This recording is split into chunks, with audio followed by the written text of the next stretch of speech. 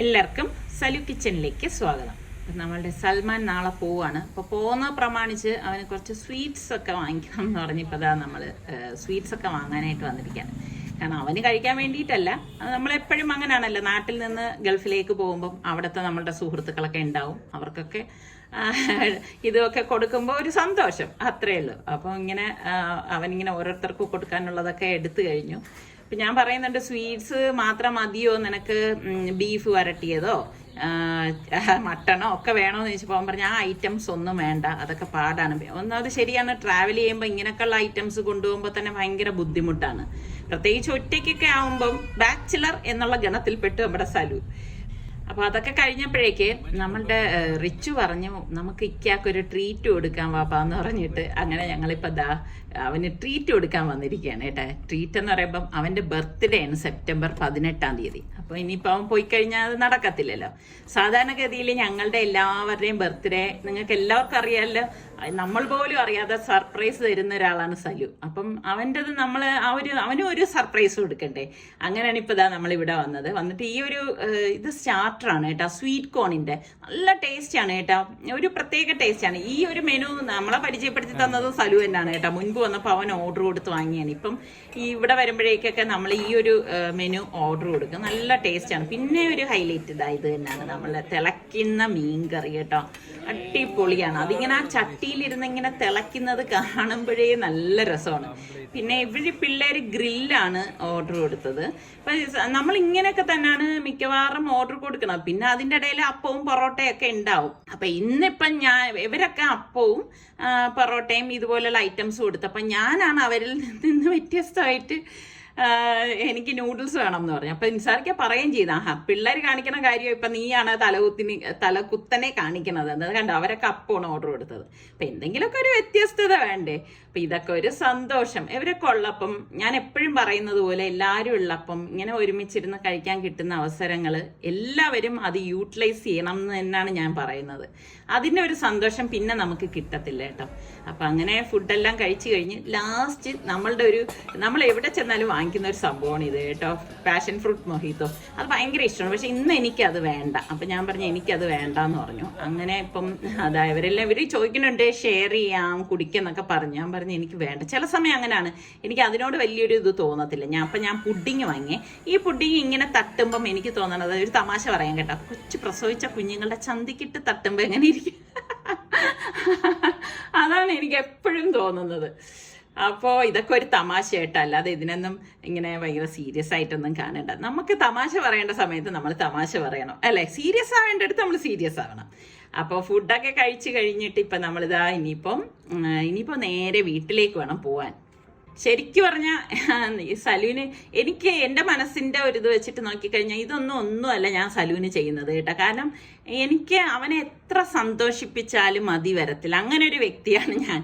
എനിക്കതെന്താണ് എന്ന് എൻ്റെ അടുത്ത് ചോദിച്ചാൽ എനിക്ക് അതിനെക്കുറിച്ച് ഡിസ്ക്രൈബ് ചെയ്ത് പറയാൻ അറിയത്തില്ല, അതാണ് വാസ്തവം. ഇന്നത്തെ പ്രഭാതമാണ് ഈ കാണുന്നത്. അപ്പൊ എനിക്ക് തോന്നുന്നു എന്നെ പോലെ തന്നെ മനപ്രയാസപ്പെട്ട് നിൽക്കുന്ന പ്രകൃതിയാണ് ഇന്ന് എനിക്ക് കാണാൻ സാധിക്കുന്നത്. ആ ആകാശത്തിലേക്ക് നോക്കിയ സൽമാൻ പോകുന്നത് പ്രമാണിച്ചുള്ള വിഷമമാണെന്ന് തോന്നുന്നു. അപ്പൊ രാവിലെ തന്നെ ഇതാ നിസ്സാറിക്ക അയൺ ചെയ്യാൻ, ആരുടെ അയൺ ചെയ്യാൻ, നമ്മുടെ സലൂന്റെ ഡ്രസ്സുകൾ അയൺ ചെയ്യാൻ വേണ്ടിയിട്ട് മുരുകന്റെ അടുത്ത് കൊണ്ടുപോവാണേ. നമ്മുടെ ഈ ഇപ്പോഴത്തെ തലമുറകളെന്ന് പറഞ്ഞു കഴിഞ്ഞാൽ ഇപ്പോഴത്തെ എല്ലാ കുട്ടികളെയും ഞാൻ വീക്ഷിക്കുന്നുണ്ട്.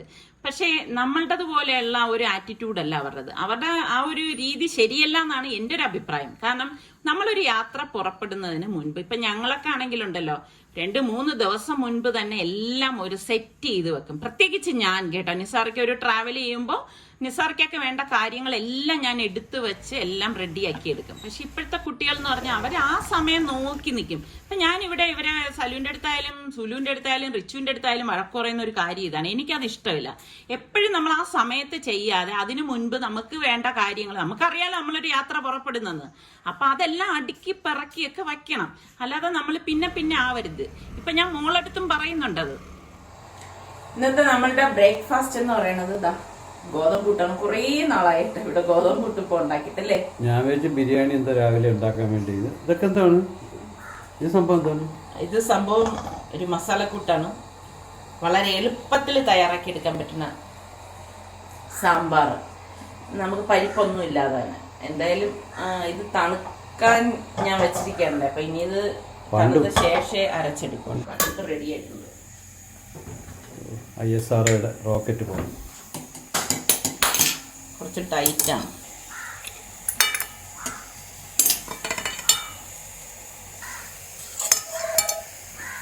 മമ്മൂക്കയുടെ കടയിലെ പുട്ട്.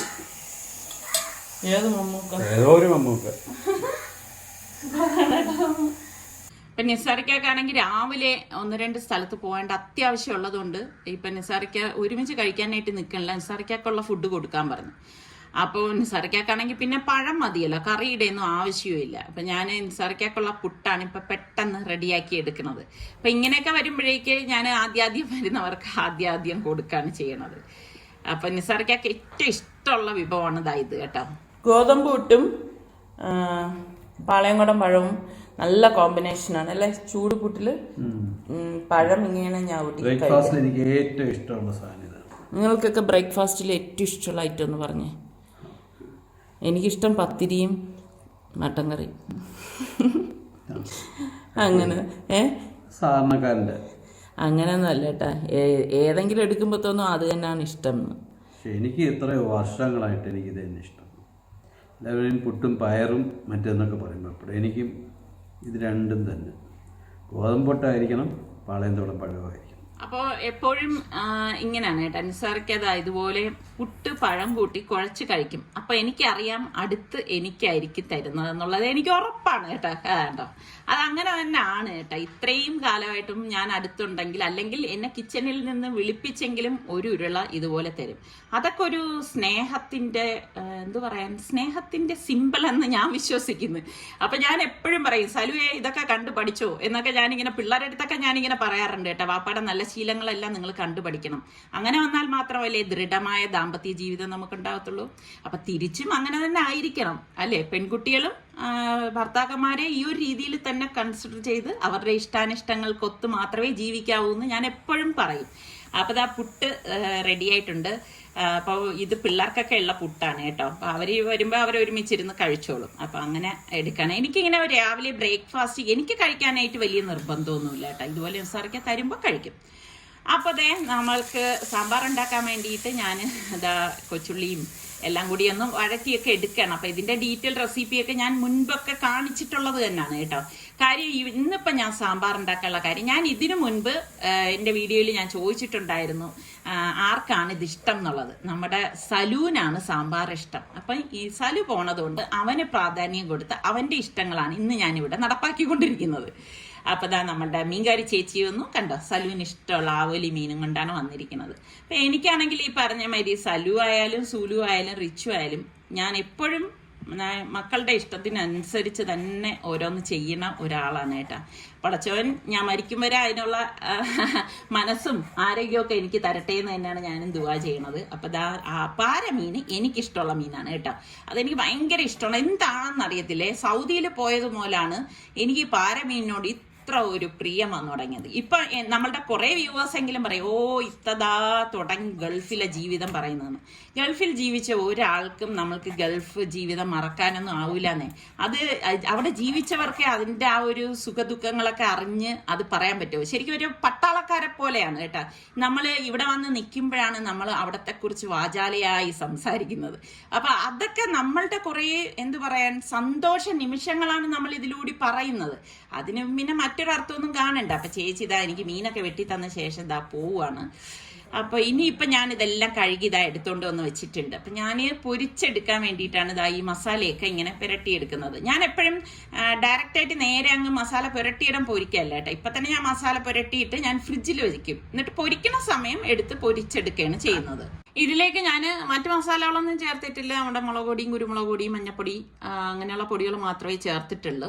അപ്പം ഞാൻ മീൻകറിക്ക് വേണ്ടിയിട്ട് കാശ്മീരി മുളക് പൊടി ഇട്ട് കൊടുക്കുകയാണ്. ഞാൻ എല്ലാത്തിനും കാശ്മീരി മുളക് പൊടി മാത്രമാണ് ഉപയോഗിക്കുന്നത് കേട്ടോ. പലരും എൻ്റെ അടുത്ത് ചോദിച്ചിട്ടുണ്ട്. ഞാനൊരു 4 ടീസ്പൂണും 1 ടീസ്പൂൺ മല്ലിപ്പൊടി, 1 ടീസ്പൂൺ മഞ്ഞൾപ്പൊടി, ഒരു 3 ചുവന്നുള്ളി, ഒരു ചെറിയ പീസ് ഇഞ്ചി, തക്കാളിയുടെ പകുതിയാണേ, ശ്രദ്ധിച്ച് കേൾക്കണം. ഒരു തക്കാളി എടുക്കരുത്, പകുതി തക്കാളി മതി. അപ്പോൾ പല രീതിയിൽ ഞാൻ മീൻകറി ഉണ്ടാക്കിയിട്ടുണ്ട്. ഇത് കുറച്ച് കൊഴുകൊഴുത്ത മീൻകറിയാണ് ഉണ്ടാക്കണത്. അപ്പോൾ അത് മിക്സിയുടെ ജാറിലേക്ക് ഇട്ടിട്ട് ഞാൻ ഇനി ഇതൊന്ന് അരച്ചെടുക്കും. ഇതുപോലെ ആ തക്കാളിയുടെ ഇതിൽ നമുക്കിത് അരഞ്ഞു കിട്ടും കണ്ടോ. ഇതുപോലെ വേണം അരച്ചെടുക്കാൻ. എന്നിട്ട് മൺചട്ടി അടുപ്പത്തേക്ക് വെച്ച് ചൂടാകുമ്പോഴേക്ക് വെളിച്ചെണ്ണ ഒഴിച്ചു കൊടുക്കുകയാണ്. എന്നിട്ട് ഈ വെളിച്ചെണ്ണയിലേക്ക് നമുക്ക് ഈ അരപ്പിട്ട് കൊടുക്കാം കേട്ടോ. അപ്പം ഈ പൊടികൾ വേണമെങ്കിൽ നിങ്ങൾക്ക് ചൂടാക്കി എടുക്കാം, അതിൻ്റെ ആവശ്യമില്ല. എന്നിട്ട് പാകത്തിനുള്ള ഉപ്പ് ഇട്ടിട്ട് ഒന്ന് ആ എണ്ണയിൽ കിടന്നൊന്ന് ചൂടാകണം. അപ്പോൾ ഇത് കണ്ടോ, ഇതുപോലെ ഒന്ന് വഴറ്റിയെടുക്കണം. വഴറ്റിയെടുത്ത ശേഷം നമുക്ക് പാകത്തിനുള്ള വെള്ളം ഒഴിച്ചു കൊടുക്കണം. അപ്പം ഞാൻ മിക്സിയുടെ ജാറിൽ തന്നെ കുറച്ച് വെള്ളം എടുത്തിട്ടാണ് ഇപ്പോൾ ഒഴിച്ചു കൊടുത്തിരിക്കുന്നത്. പിന്നെ നമുക്ക് പുളിവെള്ളമാണ് ഒഴിച്ചു കൊടുക്കുന്നത് കേട്ടോ. അത് ഒഴിക്കുമ്പോഴാണ് കുറച്ചുകൂടി ഒരു കുറുക്ക് കിട്ടുന്നത്. അപ്പം ഞാൻ അതും ഒഴിച്ചു കൊടുക്കുകയാണ്. ഒഴിച്ചു കൊടുത്തിട്ട് നമുക്ക് ആവശ്യത്തിനുള്ള വെള്ളം വേണം തോന്നിയോണ്ട് ഞാൻ ഒഴിച്ചു കൊടുത്തു. പിന്നെ നമ്മൾ ഒരു തക്കാളിയുടെ പകുതി അരച്ചെടുത്തല്ലോ, ബാക്കിയിരിക്കുന്ന പകുതിയാണ് ഞാൻ ഇതിലേക്ക് കട്ട് ചെയ്തിട്ട് കൊടുക്കുന്നത്. അപ്പൊ ഇത് നല്ല കുറുകിയ, നേരത്തെ ഞാൻ പറഞ്ഞ പോലെ കുറുകിയ ചാറോട് കൂടിയിട്ടുള്ള കറിയാണ്. ഇപ്പൊ നമ്മൾ വെച്ച ഉടൻ കഴിക്കുന്നത് ഇന്ന് ടേസ്റ്റ് കൂടുതലാണ് പിന്നീട് കഴിക്കുമ്പോൾ. അപ്പൊ നമുക്ക് ആവശ്യത്തിനുള്ള പച്ചമുളകും കൂടി ഒന്ന് കീറിയിട്ട് കൊടുക്കണം കേട്ടോ. അപ്പൊ ഈ കാശ്മീരി ചില്ലി ആയതുകൊണ്ട് ഒരുപാട് എരിവൊന്നും ഉണ്ടാവത്തില്ല. പിന്നെ കുറച്ച് കറിവേപ്പിലയും കൂടി ഇതുപോലെ ഇട്ടിട്ട് നമുക്കിനി ഇത് ഇതുപോലെ ഞാനൊന്ന് ഇളക്കിയെടുക്കുകയാണ്. ഇളക്കി വെച്ച് നല്ലതുപോലെ ഇതുപോലെ ഒന്ന് തിളയ്ക്കണം. തിളയ്ക്കണ സമയത്ത് നമുക്ക് കഴുകി വൃത്തിയാക്കി വെച്ചിരിക്കുന്ന മീൻ കഷ്ണങ്ങൾ ഇതിലേക്ക് ഇട്ട് കൊടുക്കാം. ഇതിലെനിക്ക് തോന്നുന്നു നെമ്മീനിലും നമ്മുടെ പ്രോൺസ് കൊഞ്ചില്ലേ ചെമ്മീനിലൊക്കെ ഇത് ഉണ്ടാക്കി കഴിഞ്ഞാൽ നല്ല കറിയാണ് കേട്ടോ. ഉള്ളവരൊക്കെ ഒന്ന് ട്രൈ ചെയ്ത് നോക്ക്. എന്നിട്ട് നമുക്കിത് മൂടി വെച്ചിട്ടൊന്ന് റെഡിയാക്കി എടുക്കണം. നമ്മളുടെ ഒരു 4 മിനിറ്റ് കഴിഞ്ഞപ്പോഴേക്കും ഞാൻ അടപ്പ് മാറ്റിയിട്ട് ഒന്ന് ചുറ്റിച്ചു കൊടുക്കുകയാണ്. സ്പൂൺ കൊണ്ട് ഇളക്കണ്ട കേട്ടോ. അപ്പം കണ്ട ഇപ്പം തന്നെ കുറുകിയാണ് ഇരിക്കണത്. അപ്പം പെട്ടെന്ന് റെഡിയായി കിട്ടും. അപ്പം ഗ്യാസ് ഓഫ് ചെയ്ത് ഞാൻ അടച്ച് മാറ്റി വെക്കണം. അപ്പം നമ്മൾ ഇനിയിപ്പോൾ മീൻ പൊരിക്കാനായിട്ട് പോകണം. വെളിച്ചെണ്ണയിൽ മീൻ പൊരിക്കുമ്പോൾ ഒരു പ്രത്യേക മണവും പ്രത്യേക രുചിയാണ് കേട്ടോ. അപ്പം ഞാൻ ആവോലി മീൻ സലുവിന് വേണ്ടി വാങ്ങിച്ചില്ല. അതിപ്പം ഞാൻ കാണിക്കുന്നില്ല. കാര്യം എന്താ പറഞ്ഞാൽ ഇതിനു മുൻപ് ഞാൻ ആവോലി പൊരിക്കുന്നതൊക്കെ കാണിച്ചിട്ടുള്ളത് കൊണ്ട് അത് ഇതിലേക്ക് ഉൾപ്പെടുത്തുന്നില്ല. അപ്പം നമ്മളുടെ പാരമീൻ ഇതുപോലെ വെച്ചിട്ട് ഒന്ന് തിരിച്ചും മറിച്ചും ഇട്ട് ഫ്രൈ ചെയ്തെടുക്കുകയാണ്. അടിപൊളി മണമാണ് വരുന്നത് കേട്ടോ. ഈ പാരമീൻ ഒരു പ്രത്യേക മണമാണ് പൊരിച്ചെടുക്കുമ്പോൾ. പിന്നെ ഒരു കാര്യം കേട്ടോ, ഞാൻ ഇന്നലെ ഒരു വീഡിയോ ഇട്ടതിൽ പലരും എൻ്റെ അടുത്ത് ചോദിച്ചു പച്ചരി കഴുകാതെയാണോ എടുത്തതെന്ന് ചോദിച്ചു. ഞാൻ കുറേ പേർക്ക് റിപ്ലൈ കൊടുത്ത്. അപ്പം ഞാൻ വിചാരിച്ചൊരു വീഡിയോയിലൂടെ ആകുമ്പോൾ നിങ്ങൾക്ക് അത് മനസ്സിലാവുമല്ലോ. ഞാൻ ഇപ്പോൾ ഓണമൊക്കെ ആയതുകൊണ്ട് എളുപ്പത്തിന് ഉണ്ടാക്കിയെടുക്കാൻ വേണ്ടിയിട്ട് പച്ചരി കഴുകി ഉണക്കി വെച്ചിരിക്കുകയായിരുന്നു. അപ്പോൾ പായസം, പിന്നെ അതുപോലെ എനിക്ക് പെട്ടെന്ന് ഉണ്ടാക്കാൻ ഉണ്ണിയപ്പം, അതുകൊണ്ടാണ് അങ്ങനെ ചെയ്തത് കേട്ടോ. അപ്പം കഴുകി ഉണക്കി വെച്ചിരുന്ന അരി തന്നെയാണത്. ഊണ് കഴിഞ്ഞ് ഞാൻ സലുവിൻ്റെ ഡ്രസ്സുകളും അവന് കൊണ്ടുവേണ്ട കാര്യങ്ങളെല്ലാം എടുത്തത് അവിടെ കൊണ്ടുവന്ന് വെച്ചിരിക്കുകയായിരുന്നു. അപ്പം എനിക്ക് ഇച്ചിരി പണിയുണ്ടായിരുന്നു. ആ പണി കഴിഞ്ഞ് ഞാൻ വരുമ്പോൾ കാണുന്ന കാഴ്ച വാപ്പായും മോനും കൂടി എല്ലാം അറേഞ്ച് ചെയ്ത് പെട്ടിയിലാക്കി കഴിഞ്ഞു. അപ്പം എനിക്ക് അതൊന്നും വീഡിയോ എടുക്കാനൊന്നും കഴിഞ്ഞിട്ടില്ല കേട്ടോ. അപ്പം അവൻ്റെ കോട്ടാണ്. അപ്പം 2 സെറ്റ് ഉണ്ടായിരുന്നു. അപ്പം അതും എല്ലാം പെട്ടിയിലാക്കി ഇപ്പം ക്ലോസ് ചെയ്യുന്ന രംഗമാണ്. അപ്പം ഇത്ര മാത്രമേ എനിക്ക് ക്ലിപ്പിങ്സ് കിട്ടിയിട്ടുള്ളൂ. അപ്പം ഞാൻ പറയുകയും ചെയ്തു, ഞാൻ വരുന്നതിന് മുൻപ് നിങ്ങൾ ഇതെല്ലാം എടുത്ത് സെറ്റ് ചെയ്ത് വെച്ചോന്ന്. അങ്ങനെ ഇപ്പം പോവാനുള്ള ഒരുക്കങ്ങളൊക്കെ ആയിട്ടുണ്ട്. ശരിക്കും പറഞ്ഞാൽ ഭയങ്കര വിഷമമാണ് കേട്ടോ. കാരണം എന്ന് പറഞ്ഞാൽ ഇങ്ങനെ വന്ന് കല്യാണം കൂടി അടുത്ത് ഏകദേശം 1 മാസത്തോളം മോനുണ്ടായിരുന്നു. എങ്കിലും ഗൾഫിൽ പോകുന്നൊരവസ്ഥ എന്ന് പറയുമ്പോൾ അത് ഭയങ്കര ഒരു വേദന എന്നാണ് അല്ലേ. ഇപ്പം റിച്ചു ആണ് ലഗേജ് എടുത്ത് വണ്ടിയിലേക്ക് കൊണ്ടുവയ്ക്കാനായിട്ട് പോണത്. ഇവരിപ്പോൾ പെട്ടിയൊക്കെ എടുത്ത് വെച്ചപ്പോഴാണ് പെട്ടെന്ന് എനിക്കൊരു കാര്യം ഓർമ്മ വന്നത്. നമ്മുടെ സലു ഇതിനു മുൻപ് വെക്കേഷന് വന്നിട്ട് തിരിച്ചു പോയ വീഡിയോയുടെ താഴെ ഇപ്പോഴും കമന്റ് വരുന്നുണ്ടേ, മോൾ എവിടെ പോയി, മോളെ ഇതിൽ കാണുന്നില്ലല്ലോ എന്നൊക്കെ പറഞ്ഞിട്ട്. അപ്പൊ അത് കല്യാണത്തിന് മുൻപേ ഉള്ള വീഡിയോ ആണ്. അപ്പൊ അത് കഴിഞ്ഞൊരു 3 വീക്സ് കഴിഞ്ഞപ്പോഴാണ് സലു കല്യാണത്തിനായിട്ട് നാട്ടിലേക്ക് വന്നത്. അപ്പൊ അത് കഴിഞ്ഞ് ഇപ്പൊ പോണ രംഗമാണ്. അപ്പോൾ നമ്മുടെ റിച്ചു ഗേറ്റൊക്കെ പൂട്ടാണ്. സത്യം പറഞ്ഞാൽ ഇങ്ങനൊക്കെ പിള്ളേർ പോകുമ്പോഴേക്ക് ശരിക്കും പറഞ്ഞാൽ ഭയങ്കര മനപ്രയാസം തോന്നും കേട്ടോ. പിന്നെ ഞാൻ വിചാരിക്കുവേ, എനിക്കിങ്ങനെ വിഷമം തോന്നാനുള്ള കാര്യം എന്ന് വെച്ചാൽ ഇപ്പൊ നമ്മളെ നാട്ടിൽ എല്ലാവരും ഉണ്ട് അല്ലേ. ഈ പോണ മക്കളായാലും ഭർത്താക്കന്മാരായാലും അവരുടെ സ്ഥിതി നമ്മളൊന്ന് ചിന്തിക്കണം. അവരെപ്പോഴും ഒറ്റയ്ക്കാണല്ലേ. അപ്പം അവരെ സമാധാനിപ്പിക്കാനും ആശ്വസിപ്പിക്കാനൊന്നും കൂടെ ആളും ഉണ്ടാവത്തില്ല. അതൊക്കെയാണ് നമുക്ക് ഇങ്ങനെ ഈ പ്രവാസികളായ ആൾക്കാർ പോകുമ്പോ ഉണ്ടാകുന്ന ഓരോ മനപ്രയാസങ്ങൾ. അപ്പൊ നമ്മളുടെ സലു കല്യാണത്തിനായിട്ട് വന്നു. കല്യാണമൊക്കെ നിങ്ങൾ കണ്ടല്ലോ അല്ലേ. അപ്പൊ പെട്ടെന്നാണ് ദിവസമൊക്കെ പോയത്. അപ്പൊ നമ്മുടെ സലു ഇപ്പൊ പോണത് എങ്ങോട്ടാണെന്ന് അറിയാവോ? എയർപോർട്ടിലേക്ക് തിരിച്ചെന്നെ ജോലി സ്ഥലത്തേക്ക്. ഇത്ര പെട്ടെന്ന് വരാൻ പറ്റുമെന്ന് പ്രതീക്ഷയില്ല. പക്ഷെ എന്നാലും വന്നു. എല്ലാ കല്യാണമൊക്കെ അടിച്ചൊളിച്ച് ഇപ്പൊ അങ്ങനെ തിരിച്ചു പോവാണ്. അപ്പം എല്ലാവരുടെ അടുത്തും അപ്പൊ ഇനിയിപ്പം എല്ലാരും ദുആ ചെയ്യാ.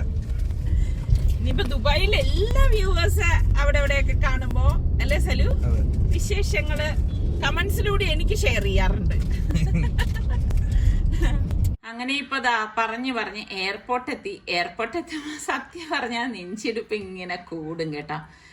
അപ്പം ഇങ്ങനെ ഈ വിളിക്കാൻ നമ്മൾ ഒരാൾ ഗൾഫിൽ നിന്ന് വരുമ്പോ വിളിക്കാൻ വരുന്ന അവസ്ഥയല്ല നമ്മൾ അവരെ യാത്രയാക്കുവാൻ പോകുമ്പോൾ ഉള്ളൊരവസ്ഥ അല്ലെ. രണ്ടിന്റെ മാനസികാവസ്ഥ രണ്ട് തന്നെയാണ്. അപ്പൊ ഈ രണ്ട് മാനസികാവസ്ഥയും മനസ്സിലാക്കണമെങ്കിൽ ഒരു എയർപോർട്ട് തന്നെ നമ്മൾ കാണണം. അപ്പൊ ആ ഒരു രണ്ട് എൻട്രൻസിന്റെയും ആ ഒരു വ്യത്യാസം നമുക്ക് അവിടെ ഫീൽ ചെയ്യും.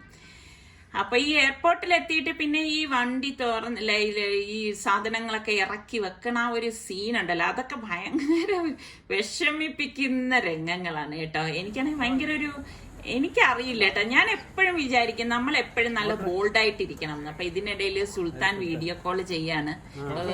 സുൽത്താൻ ഇപ്പൊ വരാൻ കഴിഞ്ഞിട്ടില്ല. അപ്പൊ അതുകൊണ്ടാണ് അവന് പിന്നെ വീഡിയോ കോൾ ചെയ്ത് സംസാരിക്കുന്നത്. അപ്പൊ ഇതൊക്കെ എന്ത് പറയാൻ, നമുക്ക് പല വിഷമങ്ങൾ ഉണ്ടാവുന്ന ഘട്ടങ്ങളാണ് അല്ലേ. മക്കൾ എത്ര വലുതായാലും ഉമ്മമാർക്ക് അവരെന്നും കുഞ്ഞു തന്നെയാണ്. അങ്ങനെ തന്നെയാണ് കേട്ടോ. അപ്പം ഇങ്ങനെ യാത്രയൊക്കെ പറയുമ്പം ഒരു വല്ലാത്ത എന്ത് പറയാം, എനിക്കത് പറഞ്ഞറിയിക്കാൻ പറ്റത്തില്ല. ഇവിടെ വന്ന് അനുഭവിക്കുന്ന ഓരോ വ്യക്തികളും അനുഭവിക്കുന്ന വേദന തന്നെയാണ് ഇതെന്ന് പറയുന്നത്. പിന്നെ ഇപ്പൊ സലൂന് യാത്ര പറയാൻ ഒരാളും കൂടെ കൂട്ടിനെത്തിയിട്ടുണ്ട്. അപ്പൊ മോളിപ്പോ പഠിച്ചോണ്ടിരിക്കുന്നത് കാരണം ഇപ്പൊ അവൾക്ക് പോകാൻ പറ്റത്തില്ല. അപ്പം പഠിത്തം കഴിഞ്ഞ് കഴിയുമ്പോ ഇൻഷാല്ലാ അവളും പോവും. അങ്ങനെ ഇപ്പം വാപ്പാക്ക് സലാമൊക്കെ കൊടുത്തിട്ട് അപ്പം ഇൻസാറിക്ക 1-2 ഉപദേശമൊക്കെ കൊടുക്കാണ്. അത് എപ്പോഴായാലും മക്കള് യാത്ര പോകുമ്പം നമ്മൾ മാതാപിതാക്കൾ അവർക്ക് വേണ്ട ഉപദേശങ്ങൾ നൽകാറുണ്ടല്ലേ. കാരണം ഓരോ കാര്യങ്ങൾ അങ്ങനെയാണ്, എങ്കിൽ മാത്രമേ എല്ലാം ശരിയാവത്തുള്ളൂ. അപ്പൊ ഇതിനിടയിൽ മോളുടെ വീട്ടുകാരും വന്നിട്ടുണ്ടായിരുന്നു. അപ്പം അവരും യാത്രയൊക്കെ പറഞ്ഞ് ഇപ്പൊ ആ ഒരു ഫൈനൽ സ്റ്റേജിലേക്ക് എത്തിയിരിക്കുകയാണ്. ഇപ്പൊ ഇവിടെ നിന്ന് പിന്നെ അങ്ങ് കടന്നു കഴിഞ്ഞാൽ കഴിഞ്ഞു കേട്ടോ. അപ്പോൾ ഇന്നിപ്പോ അത്യാവശ്യം നല്ല തിരക്കും ഉണ്ടായിരുന്നു. സാധാരണ നമ്മൾ ഈ ഒരു സമയത്തല്ല യാത്ര അയക്കാൻ വരുന്നത്, ഒന്നിൽ വെളുപ്പം കാലത്തായിരിക്കും. പക്ഷെ ഈ ഒരു ഫ്ലൈറ്റ് ഈ ഒരു സമയത്ത് കാരണമാണ് ഈ സമയത്ത് യാത്ര അയക്കാനായിട്ട് വന്നത്. നമ്മള് തിരിച്ചു വന്നോണ്ടിരിക്കുമ്പം നിങ്ങൾ നോക്കിക്കേ, ആ ഫ്രണ്ടിൽ കണ്ട ആ 2 പോലീസ് അവരെന്താണ് ചെയ്യുന്നതെന്നുണ്ട്. ആ ബാക്കിലിരിക്കുന്ന പോലീസ് അവര് ക്യാമറയിൽ പകർത്തുവാണ്. എന്താണ്, തൊട്ടടുത്ത് പോകുന്ന ബൈക്കില് ആ യാത്രക്കാരി ഹെൽമറ്റ് വെച്ചിട്ടില്ല. അപ്പൊ നമ്മൾ ശ്രദ്ധിക്കേണ്ടത് പോലീസ് കണ്ണുകൾ സിഗ്നലുകളിലും ജംഗ്ഷനിലും മാത്രമല്ല ഉള്ളത്, നമുക്ക് പിന്നാലെ ഉണ്ട്. അപ്പൊ എപ്പോഴും ഇതുപോലെ ഏത് അവസരത്തിലാണ് നമ്മളെ പിടികൂടണതെന്ന് പറയാൻ പറ്റത്തില്ല. വീട്ടില് നമുക്ക് റെസീപ്റ്റ് വരുമ്പോൾ മാത്രമേ നമ്മൾ ആ കാര്യങ്ങൾ തിരിച്ചറിയൂ. അപ്പൊ നമ്മൾ എല്ലാവരും ഹെൽമറ്റ് വെച്ച് തന്നെ പോണം. കാറിൽ പോകുന്നവരാണെങ്കിൽ സീറ്റ് ബെൽറ്റ് നിർബന്ധമായി ധരിച്ചിരിക്കണം. അപ്പൊ ഇതൊക്കെയാണ് നമ്മളുടെ ഇന്നത്തെ വിശേഷങ്ങൾ. നിങ്ങൾക്ക് എല്ലാവർക്കും ഇന്നത്തെ എപ്പിസോഡ് ഇഷ്ടമായെന്ന് വിശ്വസിക്കുന്നു. അപ്പൊ നമ്മുടെ ചാനൽ കണ്ടുകൊണ്ടിരിക്കുന്നവരിൽ സബ്സ്ക്രൈബ് ചെയ്യാതെ കാണുന്ന ആരെങ്കിലും ഒക്കെ ഉണ്ടെങ്കിൽ നിങ്ങൾക്ക് ഇഷ്ടപ്പെട്ടാൽ സബ്സ്ക്രൈബ് ചെയ്യാനോ ബെല്ലൈക്കൺ പ്രസ് ചെയ്യാനൊന്നും മറന്നു വരുതേ. അടുത്ത നമുക്ക് നല്ല റെസിപ്പിയോ വ്ളോഗായിട്ടൊക്കെ കാണാം. അതുവരയ്ക്കും എല്ലാവർക്കും ബൈ.